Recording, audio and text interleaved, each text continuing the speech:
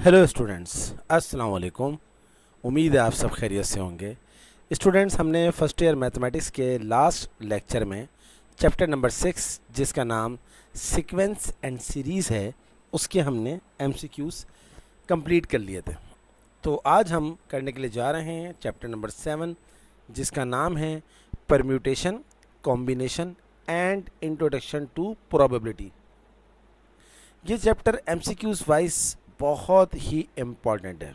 मैं यहाँ लिख रहा हूँ वेरी इम्पॉर्टेंट चैप्टर। कम से कम 4 एमसीक्यूज़ इस चैप्टर से लाजमी आएंगे इस दफ़ा, क्योंकि इस दफ़ा एमसीक्यूज़ का रेशो जो है वो 40% है, यानी कि 40 एमसीक्यूज़ आपके पेपर में आएंगे। तो सोचें ज़रा कितनी इम्पोर्टेंस है। Let's start MCQ number 1। The number of ways of sitting persons at a round table is what? तो सबसे पहले तो मैं आप सारे बच्चों से ये कहूँगा कि मेरी प्लेलिस्ट में जाइए। Chapter number 7 first year math chapter number 7 के नाम से फ़ोल्डर है। आप अगर उसमें ये जो 5 एक्सरसाइजेस हैं इस चैप्टर की 7.1 से लेकर 7.5 तक, अगर आप वो सारी एक्सरसाइजेस कर लें तो फिर आपके लिए बहुत आसान हो जाएगा। बहरहाल मैं कोशिश करूँगा कि आपको थोड़ा सा इंट्रोडक्शन भी दे दूँ। तो याद रखिएगा, जब भी कुछ लोग एक राउंड टेबल पे बैठे हुए होते हैं, यानी कि सर्किल में बैठे हुए होते हैं, तो number of ways of sitting persons, कितने पर्सन्स हैं हमें नहीं पता, हम सब फर्ज कर लेते हैं n पर्सन है, यानी कि जो पर्सन्स हैं वो n पर्सन्स हैं। तो याद रखिएगा, जब वो सर्किल में बैठेंगे तो उसकी जो नंबर ऑफ वेज होंगे, जो अरेंजमेंट होगी वो होगी n-1 फैक्टोरियल। n फैक्टोरियल नहीं होगी। अगर सीधी लाइन में बैठे हुए होते तो n फैक्टोरियल होता, मगर गोल दायरे में बैठे हुए, सर्किल में बैठे हुए, तो ये होता है n-1 फैक्टोरियल। फॉर एग्जांपल, अगर 6 बंदे जो है 6 लोग राउंड टेबल में बैठे हुए होते हैं तो उनकी जो नंबर ऑफ अरेंजमेंट होती वो क्या होती, 6-1 यानी कि 5 फैक्टोरियल। आगे चलते हैं। MCQ number 2, N P R is equal to what? तो एन पी आर का जो फॉर्मूला होता है वो होता है n factorial upon n-r bracket और फैक्टोरियल। ये इसका करेक्ट आंसर है। तो सिंपल आपको एक फॉर्मूला याद होना चाहिए था। आगे चलते हैं। 3,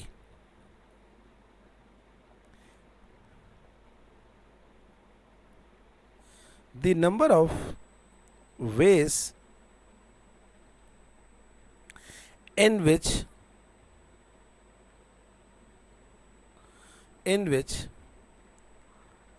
5 persons can be seated in a row is what? अब देखें, यहाँ पर सर्किल में नहीं बैठे हुए बल्कि एक लाइन में बैठे हुए हैं। तो जब लाइन में बैठे हुए तो अब आप डायरेक्ट क्या करेंगे, 5 फैक्टोरियल कर देंगे। अब आप 1 माइनस नहीं करेंगे। 1 माइनस सिर्फ उस वक्त होता है जब वो दायरे में बैठे हुए हों। तो इसका डायरेक्ट आंसर होगा 5 फैक्टोरियल। और 5 फैक्टोरियल अगर आप कैलकुलेटर में निकालेंगे डायरेक्ट तो आपका आंसर आ जाएगा 120। तो 120 इज़ योर फाइनल आंसर। या विदाउट कैलकुलेटर निकालेंगे तो 5 इंटू 4 इंटू 3 इंटू 2 इंटू 1। तो कैलकुलेटर क्योंकि अलाउ है तो टाइम सेव करिएगा, कैलकुलेटर के ज़रिए करिएगा। MCQ number 4, 6 2 3 is equal to what? तो जब भी ब्रैकेट में इस तरह देते हैं, ऊपर कोई नंबर लिखा हुआ होता है, नीचे 2 नंबर लिखे हुए हों या 3 लिखे हुए हों, उसका तरीका ये होता है कि ऊपर वाले नंबर का फैक्टोरियल करें 6 फैक्टोरियल, अपॉन का साइन लगाएं, नीचे वाले दोनों नंबर्स का फैक्टोरियल करें और दोनों नंबर्स को मल्टीप्लाई भी कर दें। ऊपर 6 था, 6 फैक्टोरियल, नीचे 2 और 3 लिखा हुआ था, तो 2 का फैक्टोरियल मल्टीप्लाई बाय 3 फैक्टोरियल। अब आप सबके फैक्टोरियल अलग अलग निकालें, फिर पूरी कैलकुलेशन करें तो आपका आंसर आएगा। या फिर कैलकुलेटर का यूज़ आता है तो इसको फिर डायरेक्ट सॉल्व कर सकते हैं। एनीवे, तो इसका जो फाइनल आंसर है वो है 60। 60 इज़ द करेक्ट आंसर। चलें अब हम MCQ नंबर 5 करते हैं।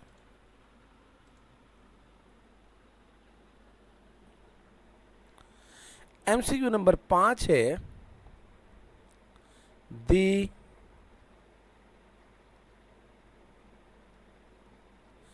number of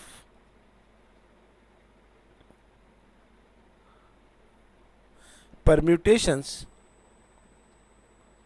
of the letters of the word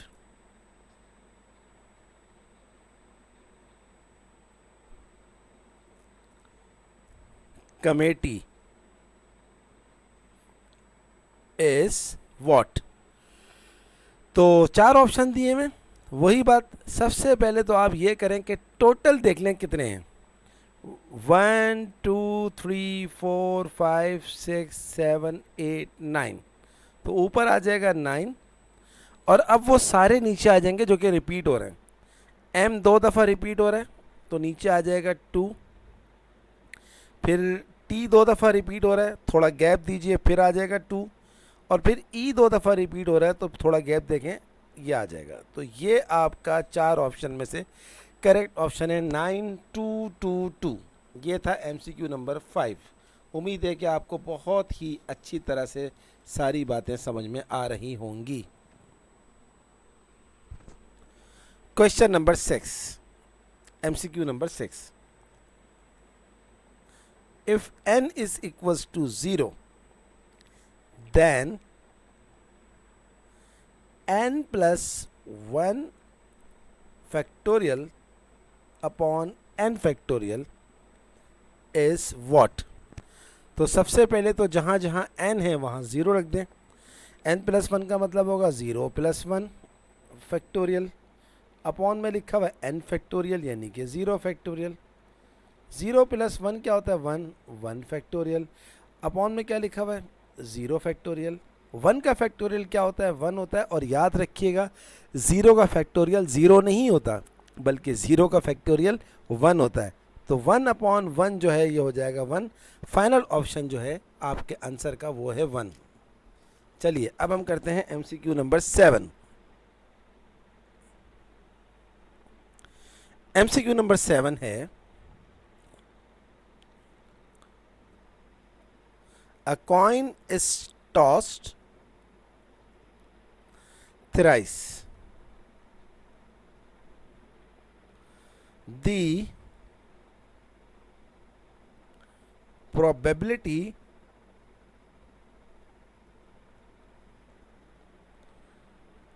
of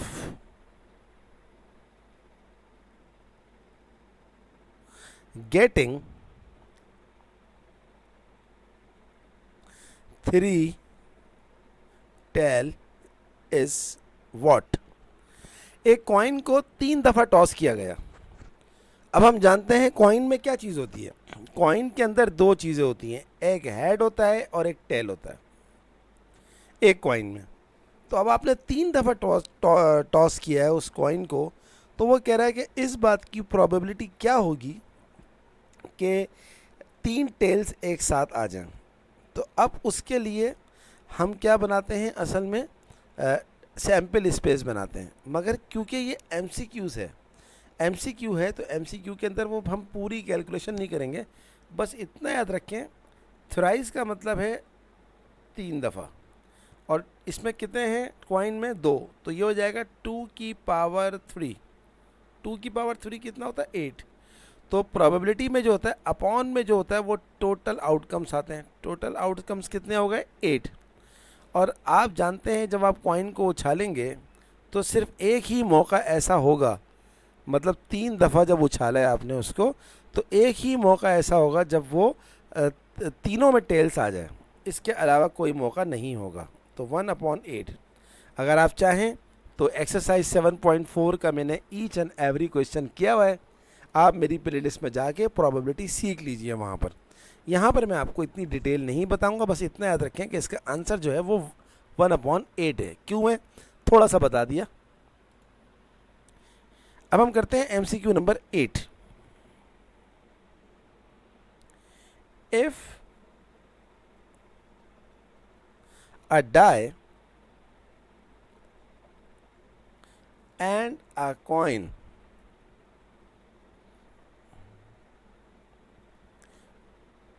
are tossed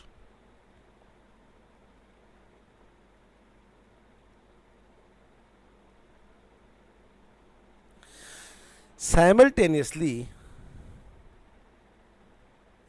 then the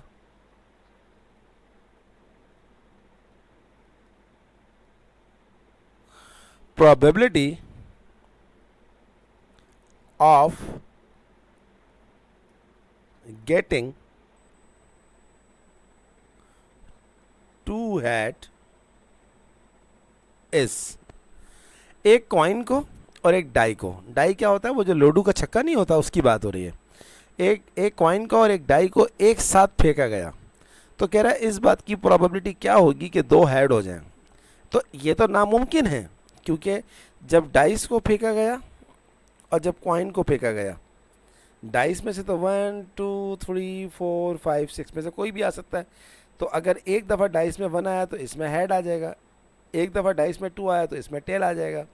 तो या तो हेड आएगा या टेल आएगा, एक दफ़ा उछाला गया है ना। And a coin are toss simultaneously.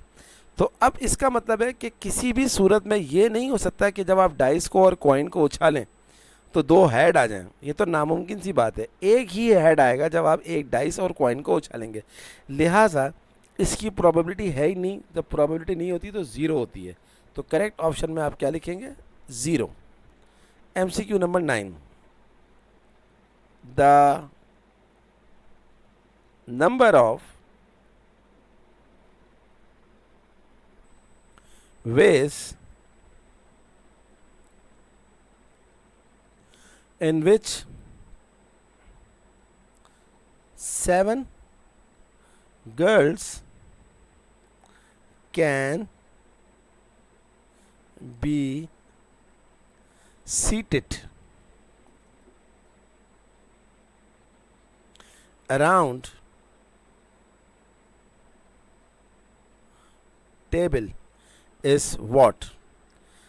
अब वही जो मैंने आपको पहले MCQ से बताया था कि 7 लड़कियां हैं, वो एक राउंड टेबल पे बैठी हुई हैं, तो उनकी टोटल नंबर ऑफ वेज क्या हो जाएंगी, एक कम कर देंगे क्योंकि राउंड में है। तो 7 - 1 फैक्टोरियल यानी कि 6 फैक्टोरियल। 6 फैक्टोरियल अगर आप कैलकुलेटर में निकालें तो क्या हो जाएगा, बल्कि 6 फैक्टोरियल ही दिया हुआ है 4 ऑप्शन के अंदर, तो निकालने की ज़रूरत भी नहीं है, हम ऑप्शंस को देख के आंसर लिखते हैं। तो 4 में से जो एक ऑप्शन है उसमें 6 फैक्टोरियल लिखा हुआ है। आगे चलते हैं। MCQ number 10, 5 3 2 is equals to what. तो ये तो मैं आपको सिखा चुका हूँ, ऊपर वाले का फैक्टोरियल फिर नीचे वाले का फैक्टोरियल मल्टीप्लाई बाय दूसरे वाले का फैक्टोरियल, और कैलकुलेटर से जब आप इसको सॉल्व करेंगे तो आपके पास आंसर आ जाएगा क्या, 10। सही है जनाब, चाहे तो आप इसको चेक भी कर लीजिए।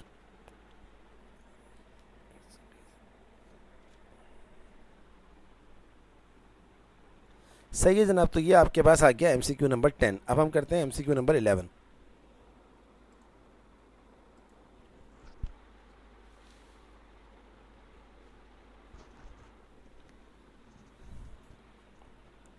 ये बहुत ज़बरदस्त MCQs है।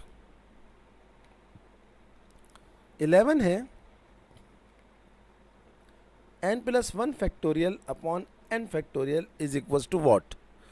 तो देखें आपको जब मैं कहता हूँ कि भाई 4 फैक्टोरियल निकालें तो आप क्या करते हैं, 4 इंटू 3 फैक्टोरियल, यानी कि 4 माइनस 1 फैक्टोरियल इंटू फिर 4 minus 2 factorial and so on. तो हर बारी में एक कम करते जाते हैं। तो अब ये लिखा हुआ है ऊपर n प्लस 1 फैक्टोरियल, तो ये हो जाएगा n प्लस 1, इसको मज़ीद कम करें n प्लस 1, एक माइनस कर दें और अपॉन में जो लिखा हुआ है उसको ऐसे ही छोड़ दें।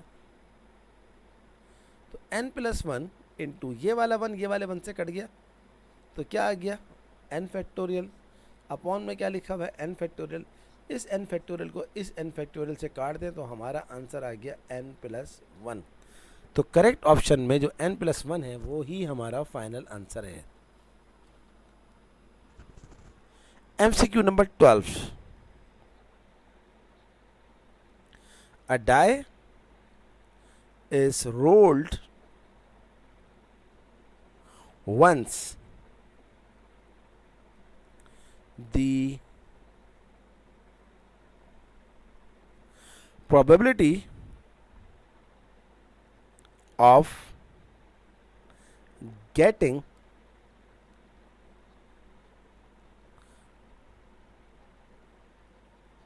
a number 4 is what। जो डाई है उसको आपने एक दफ़ा फेंका, तो इस बात की क्या प्रोबेबिलिटी है या इस बात का क्या चांस है कि 4 आए। हम जानते हैं कि डाइस में क्या होता है, 1 2 3 4 5 6 लिखा हुआ होता है, तो टोटल तो हो गया 6। 4 कितनी दफ़ा है, सिर्फ एक दफ़ा, तो प्रोबेबिलिटी क्या हो गई 1/6, दैट्स इट। ये हमारा फाइनल आंसर आ गया। आगे चलते हैं, 13 करते हैं।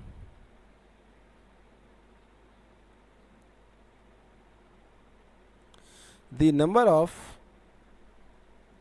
5p3 is, ये तो बहुत ही आसान है, सिंपल कैलकुलेटर में आप इसको सॉल्व कर लीजिए। 5p3 निकालेंगे तो वो आ जाएगा 60। तो इंतहाई बच्चा MCQs था ये। चलें अब हम करते हैं MCQ number 14। n plus 1 factorial upon n minus 1 factorial is what. बहुत आसान है, वही बात, पहले आ जाएगा n प्लस 1, फिर आ जाएगा n प्लस 1 माइनस 1, फिर आ जाएगा n प्लस 1 माइनस 2 फैक्टोरियल। आगे जाने की ज़रूरत नहीं है, क्यों नहीं है अभी बताता हूँ। तो n प्लस 1, 1 से 1 कट गया, n into n plus 1 minus 2, तो 1 माइनस 2 क्या होता है -1, तो ये हो गया n माइनस 1 फैक्टोरियल। अपॉन में क्या लिखा हुआ है n minus 1 factorial. n minus 1 factorial से n माइनस 1 फैक्टोरियल कट गया। अब समझ में आया कि मैं -2 से आगे क्यों नहीं गया, क्योंकि मुझे नीचे वाले को काटना था, वो कट गया, कहानी ख़त्म हो गई। तो हमारा जो फाइनल ऑप्शन में जो आंसर है वो है n into n plus 1। This is the correct option. MCQ number 15, if a balanced die is rolled, then the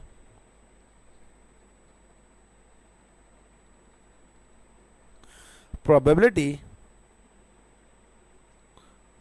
of getting 2 और 5 is what।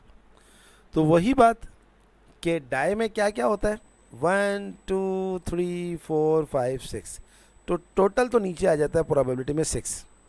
अब उसने क्या बोला, या तो 2 आए या 4 आए, तो दो नंबर्स की बात हो रही है, या तो 2 आए या सॉरी या तो 2 आए या 5 आए, तो ये हो जाएगा हमारे पास 2/6 और इसको काटेंगे, 2 1 2 2 3 6, तो 1/3 इज़ द करेक्ट ऑप्शन। तो इस दफ़ा 2 यूँ आया कि दो नंबर्स हैं हमारे पास, 2 की वजह से नहीं आया, दो नंबर हैं तो एक और एक दो नंबर, इसकी वजह से आया। चलें प्रॉब्लम नंबर 16 करते हैं।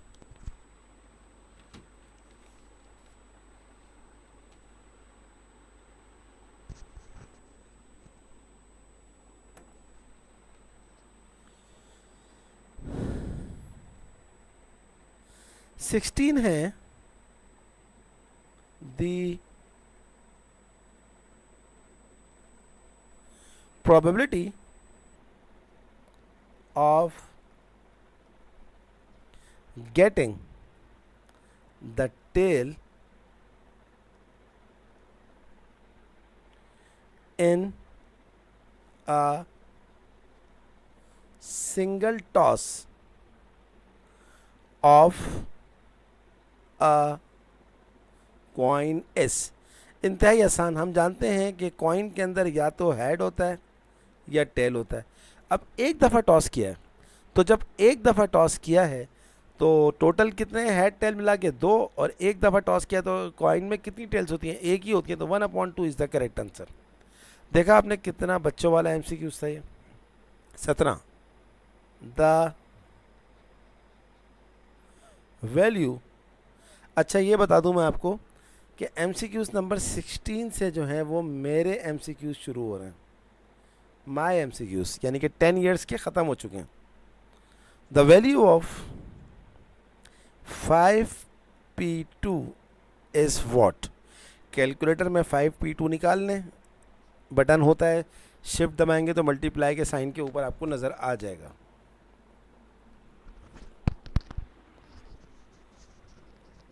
एक और MCQs। A letter is chosen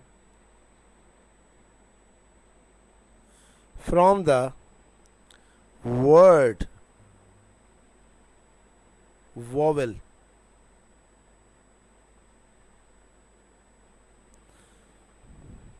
the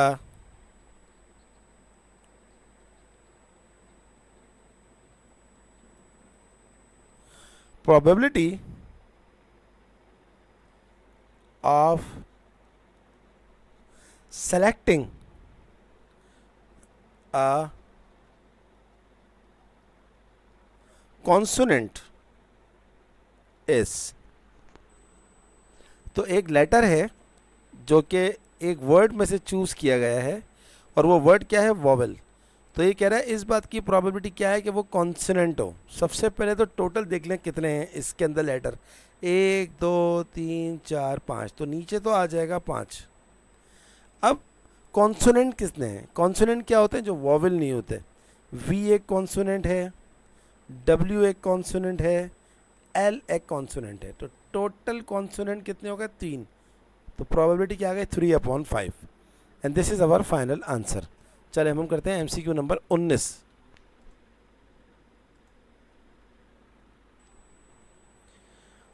है जनाब, if n is negative integer then n factorial is what। तो याद रखिएगा, फैक्टोरियल सिर्फ और सिर्फ पॉजिटिव इंटीजर का निकल सकता है। फैक्टोरियल का मतलब होता है होल नंबर्स, तो सिर्फ और सिर्फ पॉजिटिव नंबर्स का निकलेगा, नेगेटिव नंबर्स का फैक्टोरियल एग्जिस्ट नहीं करता। लाइक अगर मैं आपसे पूछूं -5 फैक्टोरियल क्या होता है, कैलकुलेटर में लिखेंगे तो कैलकुलेटर मैथ एरर दे देगा। तो इसका जो करेक्ट ऑप्शन है वो है डज नॉट एग्जिस्ट, एग्जिस्ट ही नहीं करता। 20वां MCQ। A coin is tossed twice. Find the probability of getting both tail is what।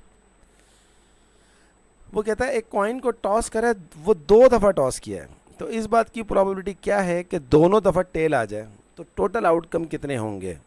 तो टोटल आउटकम का फार्मूला होता है 2 की पावर कितनी दफ़ा ट्वाइस किया, 2 दफ़ा, 2 दफ़ा, तो 2 की पावर ये हो गया 4, तो ये हो गया 2 स्क्वायर 4। और जो 2 दफ़ा में जाहिर सी बात है एक ही वो होगा इवेंट जब टी टी आ जाए, यानी कि टेल टेल आ जाए, तो 1/4। This is our final answer. 21वां MCQs। NCR this formula for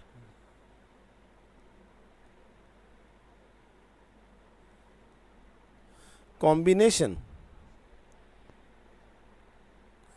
can only be used if what। तो NCR सिर्फ उस वक्त यूज़ होता है जब n जो है वो r से बड़ा हो। This is our final option. देखें, अगर आपने लिखा 10C6 और कैलकुलेटर में निकाला आपने 10C6 तो आपका आंसर आ जाएगा। लेकिन अगर आप कैलकुलेटर में बोलेंगे ना 6C10 तो कैलकुलेटर देगा मैथ एरर, तो ये याद रखिएगा। तो अब हम करते हैं MCQ numbers 22।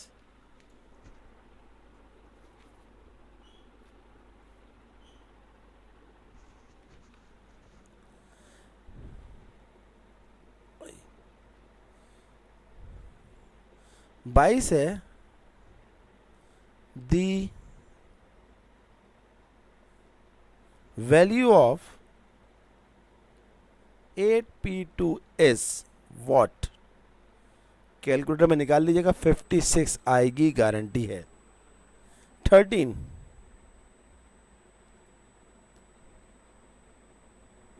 The value of 13C11 is what.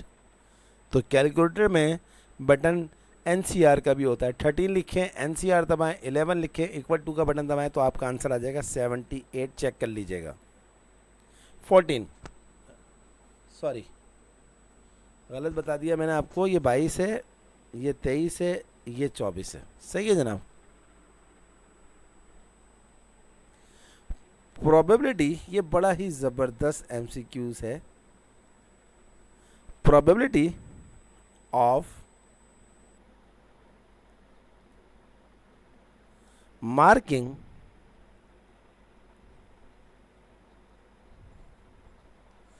the correct answer of any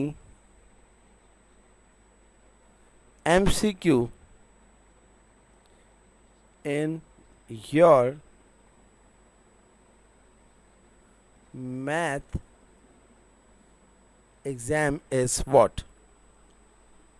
तो ये कहता है कि भाई इस बात की क्या प्रोबेबिलिटी होगी कि वो आंसर जो आपने मैथ एग्ज़ाम में देंगे या दिया है वो करेक्ट हो। आपको पता है कि MCQ में टोटल ऑप्शन कितने होते हैं, 4। हमारा जो पेपर होगा उसमें 4 ऑप्शन होंगे और 4 में से कितने करेक्ट होंगे, डेफिनेटली 1 होगा। तो प्रोबेबिलिटी क्या आ गई, 1/4।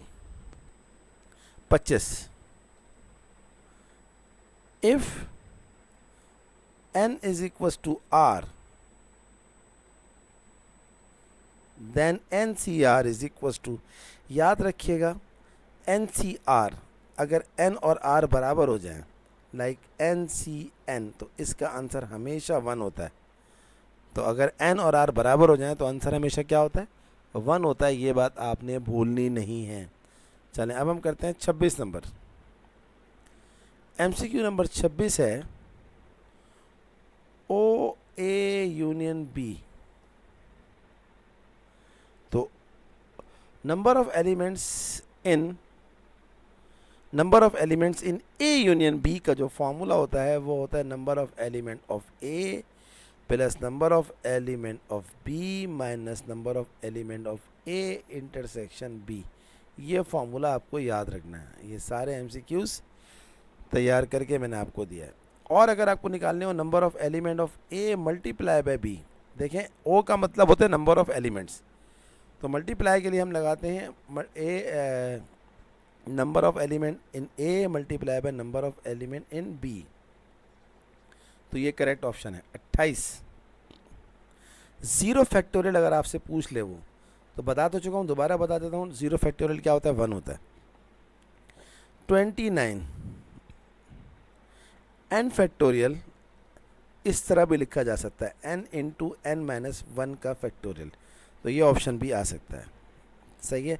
30, अब फर्ज करें वो आपसे कहता है भाई 39 का फैक्टोरियल अपॉन 38 का फैक्टोरियल बताओ। अगर आपने इसका आंसर कैलकुलेटर में निकाला तो इसका आंसर जो है वो कैलकुलेटर में नहीं आएगा, वो कैलकुलेट कर नहीं पाएगा इसको कैलकुलेटर। लेकिन हम विदाउट कैलकुलेटर इसको 1 सेकंड में कर सकते हैं। कैसे? देखो, ये लिखा हुआ है 39, इसको लिख दो 39 इंटू 39 माइनस 1, यानी कि 38 का फैक्टोरियल अपॉन में क्या लिखा हुआ है? 38 का फैक्टोरियल। इससे कट जाएगा तो आंसर क्या आ जाएगा? 39। तो ये था 30वां MCQs। अब हम करते हैं MCQ नंबर 31। NPN ये बराबर होता है n फैक्टोरियल के। पीछे क्या बताया था? NCN। NCN क्या होता है? NCN होता है 1, बट NPN क्या होता है? वो होता है n फैक्टोरियल। भूलना नहीं है ये फॉर्मूले। 32 टोटल अरेंजमेंट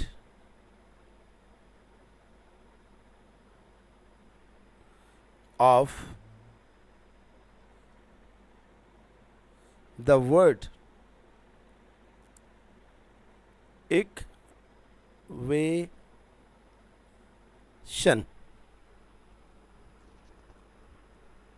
तो आप देख लें टोटल कितने हैं? 1 2 3 4 5 6 7 8, 8 फैक्टोरियल।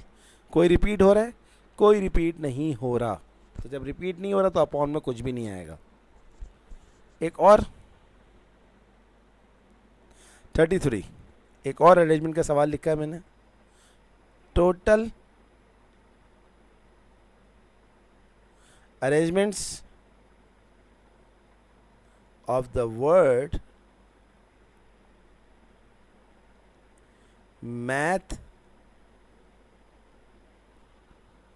में टेक्स। तो टोटल कितने हैं? 1 2 3 4 5 6 7 8 9 10 11। ये हो जाएगा 11 फैक्टोरियल अपॉन रिपीट कितना हो रहा है? m और m रिपीट हो रहा है, तो ये हो जाएगा 2 फैक्टोरियल मल्टीप्लाई बाय a और a भी रिपीट हो रहा है, तो ये हो जाएगा 2 फैक्टोरियल मल्टीप्लाई बाय t और t भी रिपीट हो रहा है, तो ये हो जाएगा 2 फैक्टोरियल। और कोई है? और कोई नहीं है। तो this is our final option. सही है जनाब। तो या तो ये दे देगा एग्ज़ाम के अंदर या फिर ये दे देगा एग्ज़ाम में 11 2 2 2। तो एक ही चीज़ को लिखने के दो तरीके हैं। ये था MCQ नंबर 33। अब हम करते हैं 34। 34 है n-1 फैक्टोरियल फार्मूला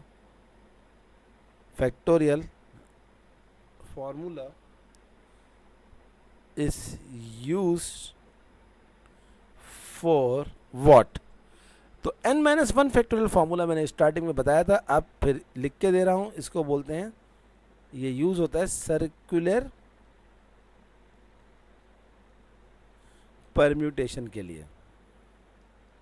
बस आपको याद रखना। अच्छा, ये जो आपके पास कॉम्बिनेशन होता है NCR can also be right. NCR को लिखने का एक तरीका और भी होता है। क्या होता है? NR लगा के ब्रैकेट, दोनों का मायने, दोनों का मतलब एक ही होता है।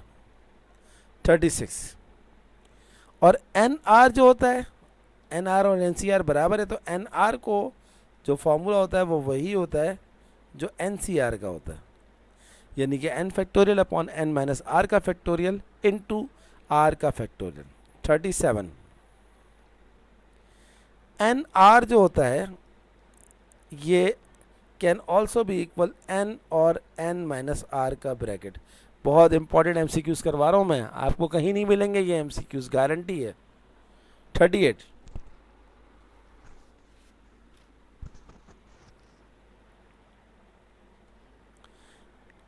n0 अगर लिखा हुआ हो तो ये हमेशा क्या होता है, 1 होता है।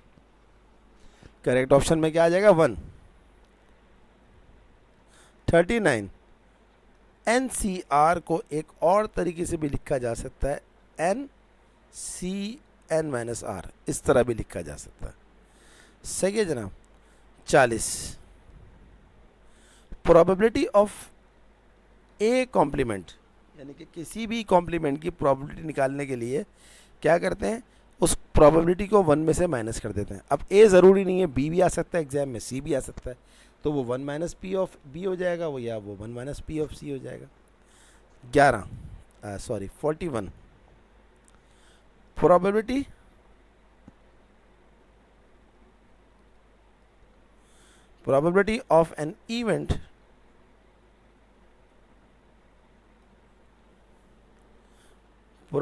of an event can never be greater, sorry spelling थोड़ी गलत लिख दी, ग्रेटर देन व्हाट, 1। प्रोबेबिलिटी जो है वो किसी इवेंट की 1 से बड़ी नहीं हो सकती, हमेशा 1 से छोटी होती है। और इसी को देख के एक और MCQ मैंने अपने पास से बनाया है, probability of an event can never be what, negative. Probability कभी किसी की नेगेटिव नहीं आती, अगर नेगेटिव उसकी आ गई है प्रोबेबिलिटी, इसका मतलब है कि उसने कुछ गलत किया है। 43, probability of A union B plus probability of A intersection B is equals to what, ये बराबर होता है probability of A plus probability of B. ये फॉर्मूला है, आपको याद रखना है। 44, for mutually exclusive events, mutually exclusive events, probability of A union B is equals to what। कहता है म्यूचुअली एक्सक्लूसिव इवेंट्स के लिए probability of A union B क्या होगी। म्यूचुअली एक्सक्लूसिव इवेंट्स क्या होता है कि दोनों की वेन डायग्राम अलग अलग होती है, इंटरसेक्शन नहीं होता, तो इसका फॉर्मूला होता है probability of A plus probability of B. That's it, ख़त्म। इन 43 MCQs को करने के बाद मैं आपको गारंटी देता हूं कि आपका एग्ज़ाम में इस चैप्टर का कोई भी MCQ मिस नहीं होगा। ज़्यादा से ज़्यादा वैल्यूज़ चेंज हो सकती हैं। अब आपकी 100% प्रिपरेशन हो गई है इस चैप्टर की। इंशाल्लाह नेक्स्ट चैप्टर के अंदर हम चैप्टर नंबर 8 की प्रिपरेशन करेंगे। आज हमारे 7 चैप्टर्स की प्रिपरेशन हो गई है, तो इंशाल्लाह विद इन 2 डेज़ हमारा 13 के 13 चैप्टर्स की प्रिपरेशन हो जाएगी। खूब प्रैक्टिस करें, कोई प्रॉब्लम हो कमेंट बॉक्स में बताइएगा, मैं आपकी ज़रूर हेल्प करूँगा। आप सबसे रिक्वेस्ट है कि मेरे चैनल को सब्सक्राइब करें, बेल आइकन को प्रेस करें और मेरी वीडियोस को अपने ज़्यादा से ज़्यादा दोस्तों को शेयर करें, क्योंकि इल्म बांटने से बढ़ता है, कभी घटता नहीं है। तो मैथ विद सर आज़म की जानिब से आप सब स्टूडेंट्स को